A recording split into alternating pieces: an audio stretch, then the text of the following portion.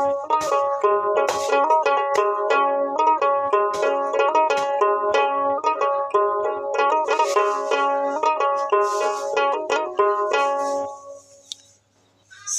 রে সা পা, সা সা রে সা পা।